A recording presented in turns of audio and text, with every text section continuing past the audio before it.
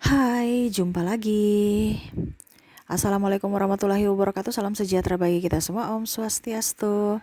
Hari ini saya mau coaching ya. Untuk hari ini saya nggak reading ya. Saya tidak di meja readingan dan saya hari ini mau coaching di mana hati saya terpanggil untuk membahas seputar kehidupan kalian Leo, yang mana kehidupan kalian yang toksik ya, dan terlebih kalau terkoneksi dengan seorang NPD atau seorang narsistik ya. Narcissistic Personality Disorder atau NPD, di mana mungkin mental ataupun apapun yang sudah kamu kerahkan ya, tetapi tetap sia-sia. Oke, tema kita ya, hubungan cinta yang menyakitkan. Bagaimana nanti kita lihat ya, sesuai dengan intuisi saya, dan ini sebagai edukasi juga untukmu. Ada yang tanya, Kak Ica kenapa gelap ya? Saya bukan di sini menjual, saya tidak reading ya, dan saya tidak menjual gambar. Ya, saya di sini menjual edukasi, pencerahan, yaitu suara saya, ilmu untukmu ya. Jadi kalau memang kamu mau gambar-gambaran ya pergi ke tempat lain gitu. Karena saya di sini bukan hanya membaca readingan, tetapi saya juga memberikan coachingan buat kamu, terutama untuk mental dan jiwamu. Dan ya semoga terbantu untuk kamu ya. Jadi seperti gitu, karena saya tidak di meja readingan, jadi saya tidak hari ini tidak reading ya, saya tidak membaca kartu tarot. Saya di sini terpanggil hari ini untuk coaching, di mana coaching itu biasa berbayar, saya kasih kamu gratis. Semoga tetap bisa bermanfaat dan tetap menghibur untukmu ya. Jadi jangan tanya lagi kenapa gelap ya. Ya memang saya sengaja gitu, bukan karena saya nggak edit atau apa, ya. Saya di sini mau berbagi saja dan mencerahkan kalian-kalian yang lagi terkoneksi dengan terkoneksi dengan orang narsistik atau dalam hubungan toksik ya. Dan maaf agak sedikit berisik karena anak saya lagi bermain ya, seperti biasa. Dia berbahagia, jadi kita nggak boleh mematikan mentalnya untuk keegoisan kita ya. Tetap dia bahagia ya, kalian juga tetap saya bisa menghibur kalian ya, dan semoga suara saya bisa tetap terdengar jelas. Oke. Seperti gitu ya, tetapi sebelum kita mulai jangan lupa di like, comment, subscribe channel Ica Tarot dan Ica Tarot WS Indo, supaya ke depan saya bisa lebih bersemangat untuk membacakan readingan-readingan di hari-hari berikutnya untuk kalian. Dan jangan percaya 100% tarot, ini hanya sebuah games, kalian tetap harus selalu berserah kepada sang pencipta ya. Dan walaupun ini hanya sebuah games, memang bukan games biasa, melainkan games menyerap energi, sehingga saya minta kepada kalian untuk bisa lebih bijaksana dalam menyikapi readingan yang akan saya bacakan nanti. Yang baiknya bisa diambil, buruknya diabaikan aja, dibuang aja, ataupun bisa kamu pakai untuk mengintrospeksi diri kamu, ataupun bisa kamu pakai untuk mencari solusi dari permasalahan yang kamu hadapi. Dan kalaupun kalian ingin personal reading, coaching, dan konsultasi, bisa menghubungi saya. Saya sudah sematkan link WA saya di deskripsi, bisa menghubungi saya dan itu berbayar. Dan kalaupun juga kalian ingin mendengarkan readingan lainnya, baik karir, keuangan, percintaan, ataupun games-games lainnya, bisa langsung ke playlist, semua sudah tertera di situ, tinggal kamu lihat, pilih, dan bisa kalian dengarkan. Oke, kita langsung saja untukmu ya. Di sini ada saya sesi tanya jawab. Kok sesi tanya jawab sih? Maaf ya, kita nggak ketemu ya, sorry, keceplosan ya. Karena biasanya sesi tanya jawab antara saya dengan klien ya, maaf. Salah ucap ya. Saya mau menjawab pertanyaan maksudnya ya, sisi tanya jawab, ya ampun. Oke, ada pertanyaan dari subscriber bertanya, Kak, bagaimana kalau kita sudah terlanjur dalam hubungan toksik ya, ataupun cinta yang begitu berat, sangat-sangat menyakitkan. Oke, di sini saya mau memberitahukan bahwa kamu itu ya, kondisinya terlalu mengharapkan orang itu gitu ya. um, Kalau kamu sudah terlanjur ada di dalam hubungan toksik, berarti kamu harus memperhatikan dirimu, harus memperhatikan mentalmu, yang dimana sekarang kondisinya pada saat kamu Leo ya sudah ada dalam hubungan toksik, kamu merasa bahwa diri saya adalah diri yang tidak berguna. Itu yang mindset salah ya. Tapi memang seperti gitu, kamu kan berpikirnya mau memberikan yang terbaik untuk orang lain, dan pada saat orang lain itu tidak bahagia, kamu menyalahkan dirimu sendiri. Itu yang saya rasakan pada dirimu ya. Kamu mau menjadi orang yang terbaik untuk orang lain dan mengorbankan dirimu. Kenapa? Karena orang-orang di sekelilingmu tahu bahwa kamu itu bisa dimanfaatkan. Bukan berarti saya mengajar kamu tidak mempunyai empati ya, no. Di sini saya disclaimer dulu, kita jadi baik, oke, tapi kalau terlalu baik jangan. Apa yang berlebihan dan berkekurangan itu tidak baik. Kita harus di sedang-sedang saja. Ada yang bertanya, Kak Ica, kemarin Kak Ica bilang kita harus hati kita harus bersih, hati kita harus baik, hati kita harus menaikkan vibrasi kita supaya kita selalu berpikir positif. Tapi sekarang kok Kak Ica bilang harus logika juga ya, harus lebih up. Ini dalam artian gini, beda ya kalau kita berinteraksi dengan Tuhan untuk kita memanifestasikan apa yang kita inginkan seperti coaching-coaching saya sebelumnya ya. Itu antara kita dan Tuhan, kita harus bisa mendominasikan atau melebihkan hati kita ya. Seperti kalau kamu mau mendengar suara Tuhan, berarti kan kamu harus di vibrasi atas, harus bisa lebih mendengar suara hati dibandingkan logika. Itu kalau kamu berinteraksi ingin mendengar suara Tuhan atau ingin kalau kita berinteraksi dengan semesta, berarti memang kita harus hati kita baik, vibrasi kita up. Tetapi kalau kita berinteraksi dengan manusia, hati dan logika kita harus seimbang. Itu maksudnya. Jangan kamu lurus-lurus. Terkadang orang itu ya lurus-lurus. Saya harus baik, saya harus ini supaya Tuhan. Beda antara Tuhan dengan manusia. Kamu tidak bisa membandingkan manusia dengan Tuhan. Itu yang salah. Seolah-olah kamu itu mau seperti kamu memperlakukan dirimu seperti Tuhan, memberikan mereka tuh kayak seperti Tuhan gitu. Jadi ibaratkan kamu disakiti, oke, di ini oke. Padahal di firman aja mengatakan bahwa ya, jadi kamu baik-baik sama mereka dengan harapan semesta akan memberikan yang terbaik untukmu. Oke, dia memberikan terbaik untukmu. Tapi kalau kamu lagi emosi dan tidak nyaman bersama orang itu sama saja menghambat dirimu untuk bisa menerima berkat semesta. Kenapa? Kamu di vibrasi bawah. Makanya untuk bisa mendapatkan berkat semesta, ya kamu harus di vibrasi atas. Dengan cara apa? Bahagia. Bagaimana kamu dengan orang toksik bahagia? Makan hati, bener kan? Kamu dengan orang toksik entah dalam hubungan, entah dalam pekerjaan, ini karena saya merasakan ini kamu punya energi itu banyak sekali mumet dari segala arah. Entah dari hubungan, entah dari pekerjaan yang toksik, entah dirimu sendiri yang menjadi toksik karena keraguan, kecemasan, ketakutan dalam dirimu, yang akhirnya menjadi toksik untuk dirimu sendiri. Ya, apalagi kalau kamu terkoneksi dengan orang narsistik, lebih parah lagi. Kenapa? Mentalmu yang diambil ya, direnggut kebahagiaanmu. Kenapa? Karena kalau kita bicara narsistik ya, kebahagiaannya adalah kemalanganmu atau kesusahanmu atau penderitaanmu. Jadi kalau kamu terkoneksi dengan orang narsistik, karena saya lihat di sini ada beberapa dari Leo yang terkoneksi dengan narsistik, di mana ya kalau kamu terkoneksi dengan narsistik, baru kamu mengharapkan narsistik membahagiakanmu. No, jangan harap. Kenapa? Karena kebahagiaannya adalah penderitaanmu. Baru kamu mau dia menderita. No, dia mau bahagia. Jadi bahagianya apa? Lihatmu menderita. Kenapa? Karena ini ada gangguan. Kalau orang narsistik itu ya, personality disorder, itu orang ada gangguan kejiwaan yang mana dia merasa bahwa dirinya baik-baik saja. Ya. Jadi ada yang bilang kalau kita sudah di dalam hubungan bersama narsistik atau hubungan toksik, gimana Kak untuk keluarnya? Ya itu pilihanmu lagi. Kalau seandainya kamu belum menikah, ya berarti kamu bisa putus ya, ataupun apapun. Tapi saya cinta dia Kak, ya itu pilihanmu lagi. Kenapa? Karena dia tahu kelemahanmu. Kamu terlalu mencintainya dibandingkan kamu mencintai dirimu sendiri, sehingga dia tahu kamu lemah dan akhirnya bisa dimanfaatkan. Ini manfaatkanlah dalam hal finansial maupun seks, saya lihatnya ya.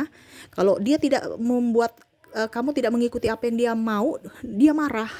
Apalagi kalau kamu punya kesalahan, wah dia lebih marah lagi. Ya. Kamu yang setengah mati, dia yang santai, ada yang pemalas. Kalau seandainya kamu ya belum menikah, ya kamu harus lihat lagi dulu orang-orang yang dekat dengan dirimu. Jangan sampai sudah menikah baru menyesal. Ini edukasi ya, bukan berarti saya suruh kamu atau menakut-nakuti kamu atau apapun, no ya.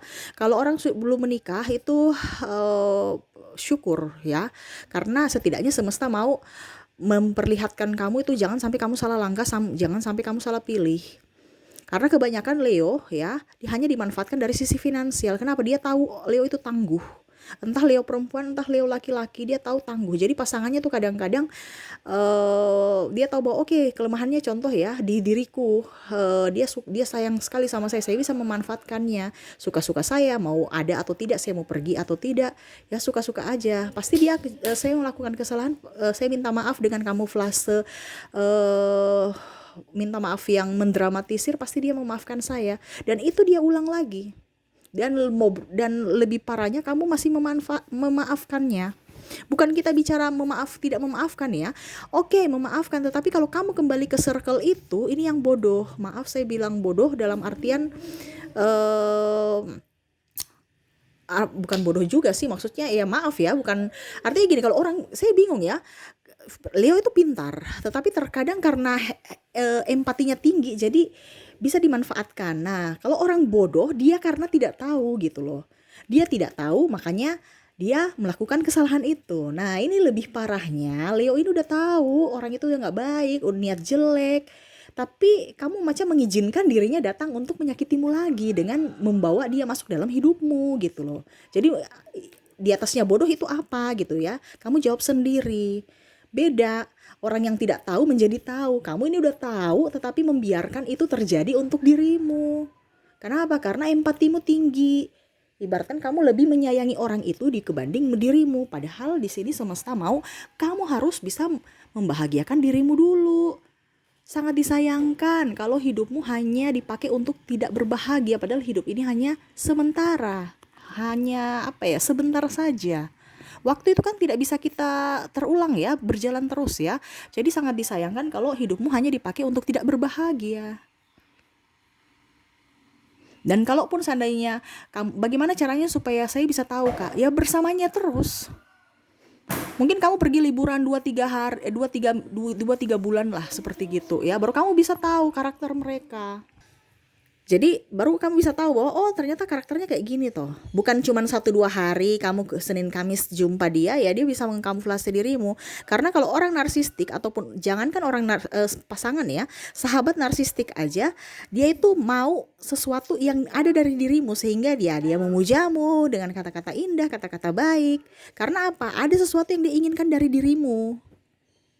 Pada saat kamu tidak mempunyai apa-apa ya, baru kamu tahu ternyata orang ini baik atau tidak. Jadi kalau kamu mendapatkan masalah, ataupun mungkin orang yang kamu cintai pergi dari dirimu, berarti kamu harus berterima kasih kepada semesta. Kenapa? Karena semesta sudah menunjukkan bahwa dia tidak pantas untukmu.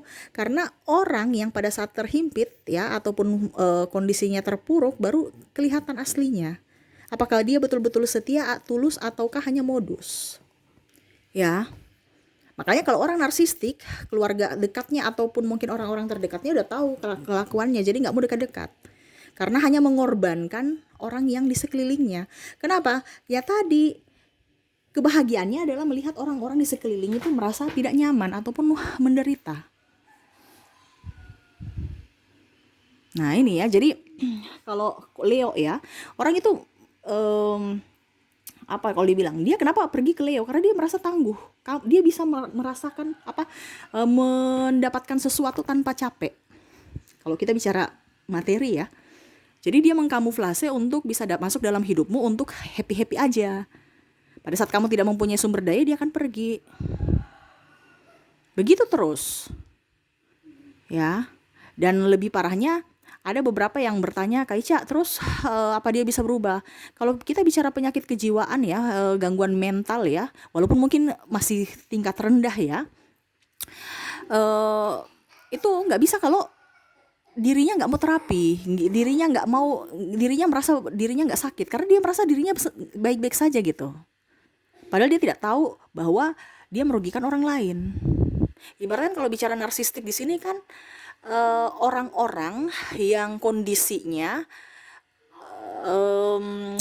kalau dibilang dia tubuh dewasa tetapi jiwanya anak kecil gitu, jiwa anak kecil yang berada dalam tubuh orang dewasa. Coba lihat balita ya, hidupnya happy aja, nggak mau tahu orang sudah nyapu, orang udah beres-beres, diberantakin lagi ya, kita marah tambah dia ketawa ketiwi ya, pokoknya happy aja, dia nggak lihat apapun ya, minta makan, kalau tidak nangis ya suka-suka. Ya itu sama seperti anak kecil di dalam tubuh orang dewasa, nggak punya tanggung jawab, ya, nggak merasa bersalah, seakan-akan kok saya yang bersalah terus ya, apa-apa saya, ya. Nah itu, kadang-kadang dia mengadu yang menfitnah kamu untuk bisa mendapatkan simpati dari orang lain dengan cara terzolimi, padahal dia yang dalang dari itu, tapi mengkambing hitamkan kamu, mengadu domba, membongkar aib-aibmu yang mana mungkin kamu merasa dulu bahwa wah dia orang yang paling baik, agamais ya, terus pendiam, bisa menyimpan rahasia. Kamu curhat ke dia, ujung-ujungnya kamu trouble dengan dia, dia cerita ke orang-orang yang mungkin kamu tidak nyaman bersamanya ya, contoh mungkin pimpinanmu atau siapa ya, wah dia cerita, wah ternyata itu dia jelek-jelekan pimpinannya ya. Akhirnya kamu trouble lagi dengan sahabat atau pimpinanmu, atau malah kamu gak enakan sama orang-orang karena mulutnya ya, yang mana mungkin dia keluar-keluar di sosmed, yang mana seharusnya dia menyelesaikan masalah tapi tidak. Kenapa? Karena dia mau mencari pencitraan, mau mencari apa kalau dibilang tempat untuk bisa menjadi bintang gitu ya, karena itu yang diinginkan. Orang itu tertuju pada dirinya, entah baik atau entah kondisi buruk, yang penting orang melihat dia gitu, dia senang di menjadi star ya, walaupun mungkin kondisinya star mengorbankan orang lain dan dia sikut menyikut. Contoh ya, kalau disalahkan ya, macam contoh dia berbuat salah, bukan disalahkan, maaf. Kalau dia berbuat salah, dia selalu menyalahkanmu gitu. Macam contoh, ya saya selingkuh karena dia ini gini, macam-macam alasannya. Apalagi kalau kamu sudah mempunyai anak. Ini kalau kamu sudah menikah, ini lebih parah lagi ya. Itu yang tadi saya bilang, kalau seandainya kamu belum menikah, berarti ya keputusan ada di tangan kamu.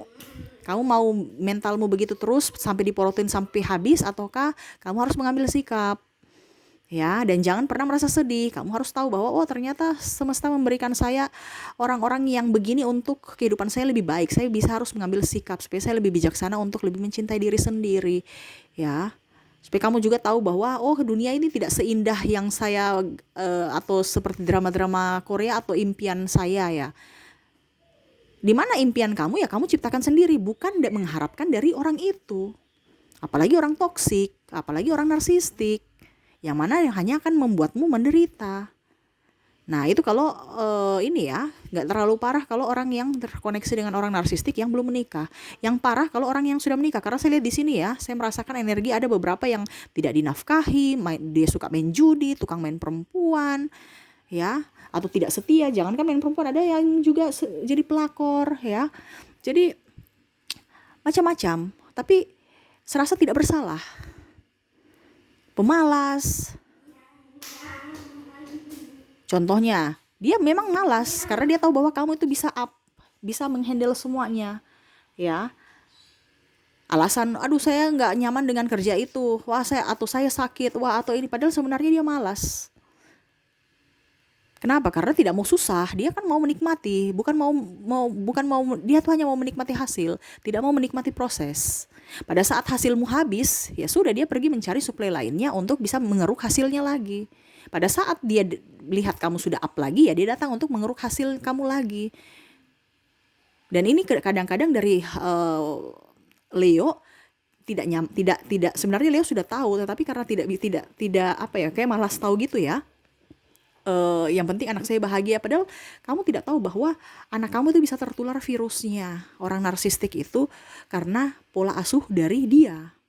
Makanya anak kamu suka membangkang ataupun apapun ya. Kenapa? Karena dia merasa kalau anak kecil itu kan tumbuh dengan polos. Jadi kalau narsistik memperlakukanmu tidak baik, dia tahu bahwa oh ternyata perlakuan tidak baik itu ternyata baik loh. Ya, karena dia melihat juga, ataupun mungkin kondisinya tekanan dari narsistik, orang tua yang narsistik, anakmu trauma dan akhirnya bisa menjadi narsistik juga. Ini ada dua kemungkinan, dia mengikuti pola asuh orang tua narsistik ataupun trauma dan akhirnya menjadi narsistik juga. Ya, Karena sering dimarah-marah, sering dihakimi, sering diintimidasi dari orang narsistik, akhirnya dia mengintimidasi orang lain juga. Seakan-akan dia melampiaskan, contoh kayak kamu lah, nggak usah anak kecil, karena anak kecil masih polos ya, jadi dia cepat. Kalau kamu aja, kamu ribut dengan pimpinanmu di kantor, tiba-tiba kamu pulang ke rumah, mungkin kamu anak kamu mungkin berbuat salah yang sebenarnya kecil aja, tapi mungkin intonasi kamu sudah marah yang sangat luar biasa, ataupun mungkin mencubitnya, ataupun marah karena tekanan dari luar yang tidak bisa kamu bukan tekanan dari luar, maksudnya tekanan dari kantor ya, pihak luar, tapi kamu bawa dalam, karena tidak bisa diekspresikan, masih ada dalam hati, akhirnya kamu melampiaskan ke dalam rumah kamu, yaitu mungkin anak atau pasangan ataupun siapapun. Pernah seperti gitu kan? Ataupun orang-orang yang sebenarnya yang merasa yang kamu merasa bahwa dia nggak tahu apa-apa gitu. Nah ini apalagi kalau bicara anak, yang mana kamu mungkin merasa bahwa aduh, saya mau berpisah, tapi di sini saya disclaimer ya, untuk orang yang sudah nikah bukan berarti saya ajar kamu untuk mau berpisah, no, itu pilihanmu ya, karena saya di sini bicara mental. Kalau memang manusia kan punya mental kan beda-beda ya, ada yang memang merasa bahwa sudah, saya biasa aja bicara dengan narsistik, atau narsistik mau bikin apa ya saya ora urus ya, itu nggak jadi masalah kalau memang kamu kuat mental. Tapi kan ada beberapa yang Leo ini nggak kuat gitu, malah sakit-sakitan pikiran. Ya ini kalau kuat ya nggak jadi masalah, tapi kalau kurang nggak kuat secara mental, ya berarti kamu harus eh, menjaga dirimu. Kamu harus bisa ada perlindungan untuk dirimu sendiri. Bagaimana kamu melindungi keluargamu dan anakmu kalau dirimu saja kamu nggak betul ya, nggak sehat gitu. Ibaratkan kamu sakit, bagaimana kamu mau eh, mencari nafkah, ataupun melindungi merawat keluarga kalau kamu sakit? Nggak bisa ya. Jadi harus dibenahi dari dirimu dulu. Nah, itu keputusanmu. Kamu mau mengambil keputusan yang bagaimana, itu terserah dari dirimu. Saya cuman bilang di sini mental kamu. Ada beberapa yang kemarin tanya, Kak, saya apa ya, kalau agama kan melarang, ya memang agama melarang, siapa yang mau sih, dan kita juga kan tidak bisa dalam kondisi begini. Jadi kadang-kadang kita juga kalau bicara agama, kita contoh ya, ada beberapa orang yang berpisah, jangan kita menjudge juga, karena kita tidak tahu bagaimana kondisi dia, bukan hanya lihat dari satu sisi. Jadi kita itu harus bisa berpikir dengan bijak. Kalau orang bercerai ya, bukan berarti dia salah. Itu mungkin keputusan paling terakhir yang mungkin dia merasa sudah nggak mampu, dan itu keputusan terakhir. Jadi kita jangan menjudge bahwa orang jelek, wah janda itu jelek, wah duda itu nggak bagus, ya jangan. Wah itu dosa, ini kita nggak bisa menghakimi, karena belum tentu kita juga artinya suci. Kita harus bisa tahu bahwa ternyata mengambil pelajaran dari mereka. Tetapi selama masih mampu ya, kamu harus jangan sampai ada perceraian. Seperti gitu ya. Perceraian itu terjadi kalau memang sudah nggak ada jalan keluar. Ya, tapi bukan di sini saya kasih edukasi untuk bercerai. No, nggak, saya nggak kenal kamu ya. Saya mau di sini kasih edukasi secara mental supaya jiwa kamu baik. Kenapa? Karena mental kamu bagus, itu rezeki bagus loh, serius. Rezeki bagus, kesehatan baik. Kalau sekarang kamu sakit-sakitan, rezeki seret, itu berarti ada sesuatu yang tidak diterima hatimu, karena logikamu bertolak belakang dengan hatimu. Coba kamu berpikir, kamu sekarang sakit-sakit apa, pasti ada pikiran atau tekanan dalam pekerjaan ataupun apapun. Kenapa? Ya karena bertolak belakang antara hatimu dan jiwamu. Harus diperbaiki, bukan dipasrahkan. Itu salahnya di situ. Terkadang kamu memasrahkannya, padahal kamu punya kualitas pemikiran ya, artinya kamu tuh smart ya, pintar, tetapi tidak mau mencari solusi dari permasalahanmu sendiri. Nah itu salahnya di situ. Makanya saya mau memperbaiki apa yang mungkin kamu merasa bahwa kayaknya ini saya harus begini-begini aja, padahal sebenarnya itu salah. Macam contoh tadi saya bilang ya, kamu tetap aja kamu sudah tahu kamu di hubungan narsistik, kamu korban, tetapi karena kamu berpikir bahwa nanti anak saya bagaimana, seakan-akan anak kamu contoh kalau berpisah ya, ataupun break, langsung dia tanya, "Ma, ayah gimana? Saya kangen ayah." Akhirnya kamu berpikir, "Wah, anak saya kasihan, gara-gara anak saya menderita karena saya memisahkan dia dengan ayah." Ini contoh kalau kamu seorang istri ya, seorang ibu. Terus akhirnya sudah deh, saya mengambil keputusan untuk anak saya, saya nggak apa-apa saya menderita, yang penting anak saya tidak menderita. Padahal kamu salah, dia akan menderita juga. Makanya tadi saya bilang kan, dia bisa ikut trauma karena pola narsistik itu, ya, karena tekanan dari narsistik, ataupun dia akan bisa menjadi narsistik juga kalau pola asuhnya seperti gitu. Dia mengikuti, dan bahkan kamu tertekan karena narsistik menekanmu, anakmu juga akan ikut menekanmu, tidak mendengarkanmu, nasihatmu. Kenapa? Karena dia merasa bahwa pola narsistik itu baik. Dan narsistik pun tahu kelemahanmu di anak, dia tahu itu. Jadi dia bisa memakai anak untuk menjerat kamu supaya tetap masuk dalam jebakan dia. Dimana kamu yang harus bisa menjadi tulang punggung keluarga walaupun kamu wanita. Ini contoh ya, ada ataupun apapun yang sesuai dengan dirinya inginkan. Ya, jadi kalau kamu sudah tahu bahwa orang itu tidak baik walaupun pasanganmu, ya kamu harus bertindak untuk dirimu dan keluarga. Entah ada beberapa yang bilang, Kak, saya nyaman kalau saya berpisah aja dengan pasangan. Ya terserah. Ada juga yang berpikir, Kak Ica, saya tetap nyaman kalau ya begitu-begitu saja hubungan digantung. Yang penting saya stopkan hubungan dengan dia tetapi tidak bercerai. Yang penting saya self love dan saya tetap fokus pada anak dan keluarga. Ya nggak apa-apa, itu pilihan. Yang penting mentalmu bagus dulu. Jangan kamu sudah nggak kuat dengan omongan manusia di luar sana tentang dirimu, nanti kalau seandainya bercerai, kamu bercerai, dan itu akan ada rasa bersalah. Selama dirimu merasa tidak bersalah atas apa yang kamu lakukan, berarti hatimu itu sudah menyatu dengan logikamu. Jadi kamu bisa mengambil tindakan itu. Tetapi kalau seandainya kamu masih ragu dan kamu merasa bahwa, wah saya kayak nanti merasa bersalah dengan ini, ya jangan ambil tindakan itu dulu. Kita bicara kesiapan mental. Jangan sampai salah langkah akhirnya kamu merasa tidak nyaman atau merasa berdosa. Nah itu ya, jadi kalau orang yang sudah nikah nih yang harus lebih berhati-hati, karena jebakan-jebakan narsistik ini sangat lihai ya. Dia itu mengambil, apa ya, kalau dibilang, ya kalau dibilang itu eh dia eh, dia bisa membuatmu stres juga, dan bahkan kamu bisa sakit-sakitan ya. Dan sakit-sakit stres itu kan sebenarnya kebahagiaan dirinya, karena dia orangnya jiwa kompetisi ya. Dan kalau ada masalah denganmu, ya tadi aib-aibmu dikeluarkan ya, dia bongkar semua, menjudgemu. Kalau anakmu bahagia, dia bilang itu karena saya. Anakmu sukses itu karena saya. Dan kalau anakmu salah, kamu lagi yang disalahkan. Ya, contohnya nih ya, anak kamu rewel, kamu tegur, nanti dia cerita ke orang, dia tukang marah-marah anaknya tuh, ibu yang tidak baik. Ini contoh ya. Ataupun mungkin kondisinya kalau seandainya kamu tidak tegur dia, pas anak kamu mungkin berkelahi ataupun apapun, nanti dia bilang lagi itu karena didikan ibunya itu ya, tidak mau tegur-tegur kalau dia salah. Jadi kamu langsung kayak gila gitu. Wih, saya tegur dia salah. Saya nggak tegur salah. Terus apa yang harus saya lakukan? Nah itu salah satu narsistik tuh kayak gitu. Jadi kadang-kadang kita bingung pola pikirnya tuh kayak gimana. Makanya sebelum kamu gila, lebih baik kamu menjaga jarak. Nah itu ya. Jadi kamu harus lebih tegas untuk dirimu, untuk mentalmu. Sayangilah dirimu, sayangilah mentalmu supaya hidupmu jauh lebih bahagia. Dan juga kepada anak-anakmu. Nah itu ya. Jadi kalau kamu tetap dikoneksi itu, ya siap-siap saja kamu menjadi menderita. Karena apa? Kependeritaanmu itu adalah kebahagiaan dari dirinya.